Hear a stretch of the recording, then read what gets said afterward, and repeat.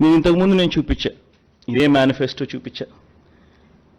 2019లో మనం చూపించిన మేనిఫెస్టో చూపించా. ఏ రకంగా ప్రతిదీ అమలు చేసి ఏ రకంగా చేశాము అన్నది చూపించా. ఏ రకంగా గతంలో ఎప్పుడూ కూడా జరగని విధంగా ఏ రకంగా ఈ స్కీమ్స్ ఏమైతే ఉన్నాయో ఎప్పుడు వినని విధంగా తీసుకొచ్చిన పాలన చూపించాం. అదేవిధంగా దానికన్నా ముందు 2014లో ఏ రకంగా చంద్రబాబు నాయుడు గారు చేశారు, 2014లో ఆయన ఇచ్చిన దొంగ హామీల మేనిఫెస్టోను కూడా చూపించాం. ముఖ్యమైన హామీలు అంటూ ఆయన చేసినవి చూపించాం, చెయ్యనిటివి చూపించాం. ఇప్పుడు మళ్ళీ సూపర్ 6 అంటున్నాడు, మళ్ళీ సూపర్ 7 అంటున్నాడు చంద్రబాబు నాయుడు గారు.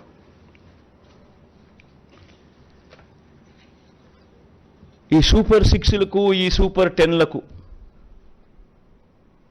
ఈ సూపర్ 6లకు చంద్రబాబు చెప్పే ఈ సూపర్ 10లకు అసలు ఎంత ఖర్చు అవుతుంది? ఇది సాధ్యమేనా? మళ్ళీ చంద్రబాబు నాయుడు గారు 2014లో మాదిరిగానే చంద్రబాబు నాయుడు గారు మళ్ళీ ఇదే హిస్టరీ రిపీట్స్, మళ్ళీ ఇదే కూటమి, ఇదే సంతకం, మళ్ళీ ఇదే హిస్టరీ రిపీట్స్, మళ్ళీ మోసం చేసేందుకు ఇదే మాదిరిగా సూపర్ 6 సూపర్ 10 అంటూ మళ్ళీ ప్రజల జీవితాలతో చెలగాటలాడడం, దానికి అయ్యే ఖర్చు సాధ్యమేనా అన్నది ఒక్కసారి గమనించినట్టయితే, నేను ఒకసారి చెప్తా ఉన్నా, మనం 2019లో ఎప్పుడూ చూడని విధంగా, ఎప్పుడూ జరగని విధంగా ఈ 2019లో మనం ఇంప్లిమెంట్ చేసిన ఈ స్కీమ్స్, ఇంప్లిమెంట్ చేసిన మన ఈ రిఫార్మ్స్, ఇంప్లిమెంట్ చేసిన ఈ మేనిఫెస్టో సంవత్సరానికి దాదాపుగా డీబీటీ, నాన్ డీబీటీ రెండు కలిపితే కూడా, అంటే నాన్ డీబీటీ అంటే ఇళ్ల స్థలాలు, ట్యాబ్స్, పిల్లలకి ఇచ్చే ట్యాబ్స్, విద్యా కానుక, గోరుముద్ద, ఇటువంటి అన్ని, ఈ డీబీటీ నాన్ డీబీటీ రెండు కలిపితే కూడా సంవత్సరానికి దాదాపుగా 70,000 కోట్ల రూపాయలు మనం ఖర్చు అయింది. ఎక్కడ లంచాలు లేకుండా, ఎక్కడ వివక్ష లేకుండా, ఎప్పుడు జరగని విధంగా మార్పులు తీసుకొస్తూ అడుగులు ముందుకు వేస్తే, గతంలో ఆంధ్ర రాష్ట్ర చరిత్రలో ఎప్పుడు చూడని విధంగా పరిపాలన జరిగితే, ఈ మాదిరిగా ఎంతో కష్టపడితే 70,000 కోట్ల రూపాయలు దాదాపుగా మనం ఇవ్వగలిగాం. ఈరోజు చంద్రబాబు చెప్తా ఉన్న డీబీటీ సూపర్ 6 సూపర్ 10లు ఒకసారి గమనిస్తే, ఆయన చెప్తా ఉన్న ఈ సూపర్ 6లు సూపర్ 10లే 121,619 కోట్లు అవుతా ఉన్నాయి. ఈ 120,619 కోట్ల రూపాయలకు కొన్ని పథకాలు ఏదైతే జగన్ చేస్తా ఉన్నాడో అది ఆపడం ఎవరి చేత కాదు. అటువంటి కొన్ని పథకాలు ఉన్నాయి. అటువంటి పథకాలు, నెక్స్ట్ స్లైడ్, అటువంటి కొన్ని పథకాలు చూడండి.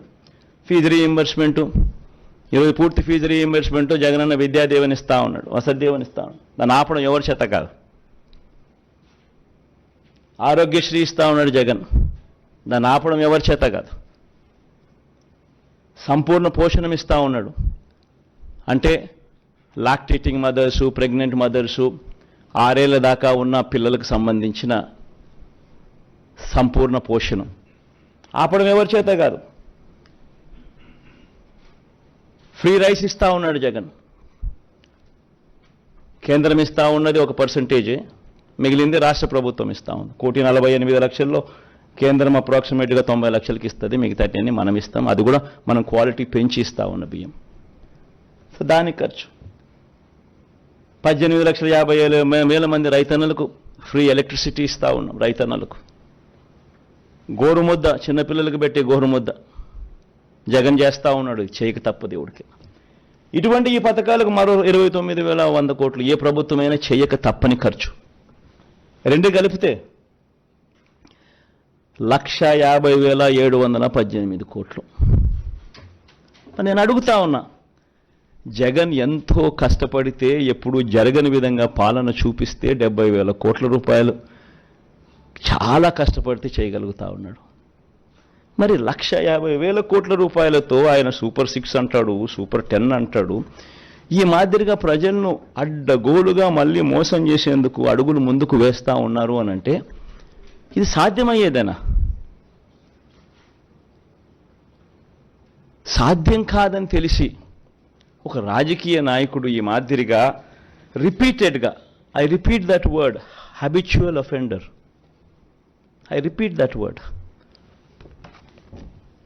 2014లో ముఖ్యమైన అంశాలంటూ ఈ మాదిరిగా సంతకం పెట్టి ఇంటింటికి పంపించి ముఖ్యమైన అంశాలంటూ మోసం చేసిన ఈ వ్యక్తి, ఇదే కూటమిలో ఉన్న ఇదే ముగ్గురి ఫోటోలు పెట్టి తన సంతకం పెట్టి మోసం చేసిన ఈ వ్యక్తి మళ్ళీ ఇదే హిస్టరీ రిపీట్స్ అన్నట్టుగా మళ్ళీ ఇదే,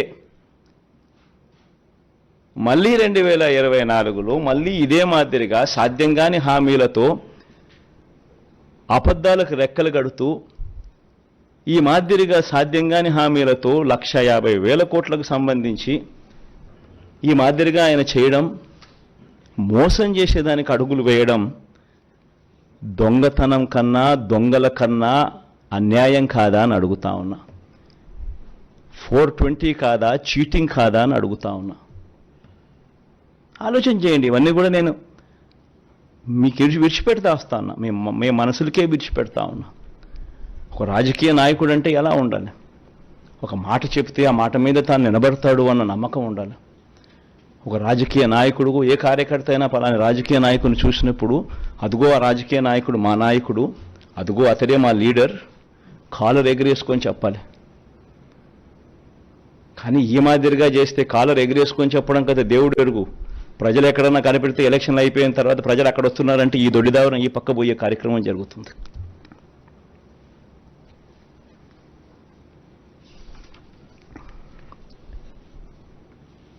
అదే మాదిరిగా ఈయనేమంటాడు, మనం చెప్తా ఉన్న ఈ 70,000 కోట్లకు అదనంగా 80,000 కోట్ల రూపాయలు అదనంగా చెప్తా ఉన్నాడు. సాధ్యం కాదని తెలిసినా కూడా తాను చెప్తా ఉన్నాడు.